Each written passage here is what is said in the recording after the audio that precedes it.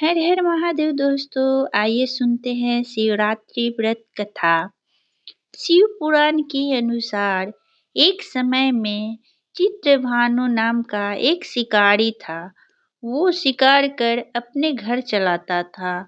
शिकारी के ऊपर साहूकार का काफी कर्ज था। वह कर्ज चुका नहीं पा रहा था। इसी के चलते साहूकार ने उसे बंदी बना लिया था।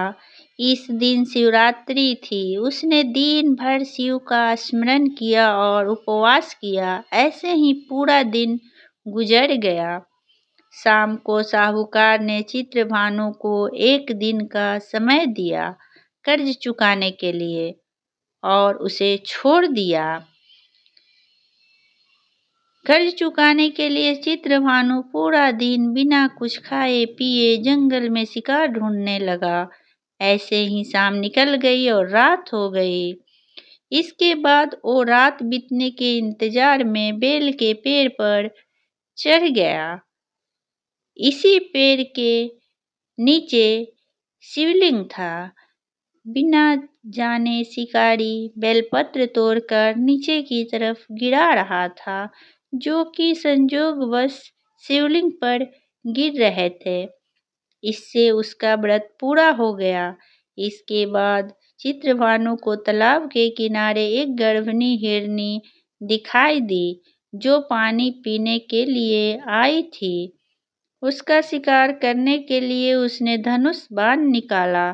उस हिरनी ने चित्रभानु को देख लिया। इस पर उसने शिकारी से कहा कि उसके प्रसव का समय है, तुम दो जीव की हत्या करोगे, यह ठीक नहीं है।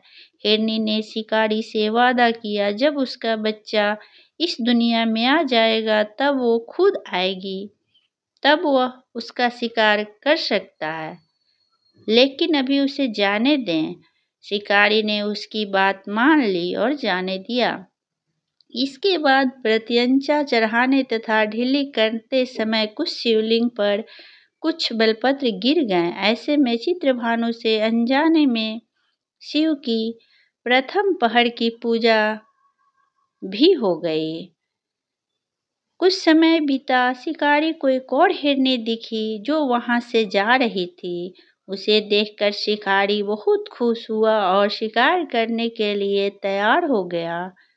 हिरनी ने उससे निवेदन किया कि वो कुछ ही देर पहले ऋतु से निर्मित हुई है। मैं अपने प्रिय को ढूंढ रही हूँ। मैं एक कामातुर विरहिणी हूँ, मुझे जाने दें। जैसे ही मुझे मेरा पति मिल जाएगा वैसे ही मैं आ जाऊंगी। यह सुनकर शिकारी ने उसे जाने दिया, लेकिन वो बहुत चिंतित था। रात का आखिरी पहर बीतने ही वाला था। इस बार भी चित्रभानु से बेलपत्र टूटकर शिवलिंग पर गिर गए। इससे दूसरे पहर की पूजा भी हो गई। इसके बाद उसे एक और हिरनी दिखी। वो भी वहीं से जा रही थी। उसने उस हिरनी के शिकार का भी निर्णय लिया। उसने शिकारी से कहा कि मेरे बच्चे मेरे साथ हैं, मैं उन बच्चों को उनके पिता के पास छोड़कर आती हूँ, इस समय मुझे जाने दो। शिकारी ने कहा कि वो इससे पहले भी 2 हिरनियों को छोड़कर देख चुका है, वह इस बार इस हिरनी को नहीं छोड़ेगा। इस पर हिरनी ने कहा कि वो उसका विश्वास करे, मैं लौटने की प्रतिज्ञा लेती हूँ। इन सब में शिकारी की शिवरात्रि की पूजा हो चुकी थी और सुबह भी हो चुकी थी। उपवास की पूजा भी हो गई थी। अब शिकारी को एक हिरन दिखा। उसने निश्चय किया कि वो उसका शिकार जरूर करेगा। चित्रभानु ने प्रत्यंचा चढ़ा ली। इस पर हिरन ने कहा कि अगर उससे पहले आई 3 हिरनियों और उनके बच्चों का शिकार कर उसने किया हो तो उसका भी शिकार कर ले, जिससे उसे उनके वियोग में दुखी न होना पड़े। लेकिन अगर उन्हें जीवन दान दिया है तो उसे भी छोड़ दे। जब वो उन सभी से मिल लेगा तो वो आ जाएगा। यह सुनकर शिकारी ने उस हिरन को रात भर का घटनाक्रम बताया। तब हिरन ने कहा कि वो तीनों हिरनियों उसी की पत्नी है। हिरन ने शिकारी से कहा कि जिस तरह से तीनों हिरनियां प्रतिज्ञाबद्ध होकर यहाँ से गई है, अगर उसकी मृत्यु हो जाती है तो वो धर्म का पालन नहीं कर पाएंगी। हिरन ने कहा कि जिस तरह उसने विश्वास कर हिरनियों को जाने दिया, उसी तरह से उसे भी जाने दे। वह जल्दी ही पूरे परिवार के साथ शिकारी के सामने हाजिर हो जाएगा। चित्रभानु ने उस पर भी विश्वास किया और जाने दिया। उसका मन निर्मल हो चुका था क्योंकि वो शिवरात्रि का व्रत पूरा कर चुका था।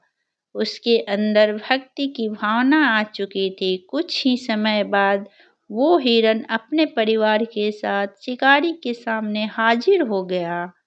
उनकी सत्यता, सात्विकता एवं प्रेम भावना देखकर शिकारी को बेहद आत्मग्लानि हुई।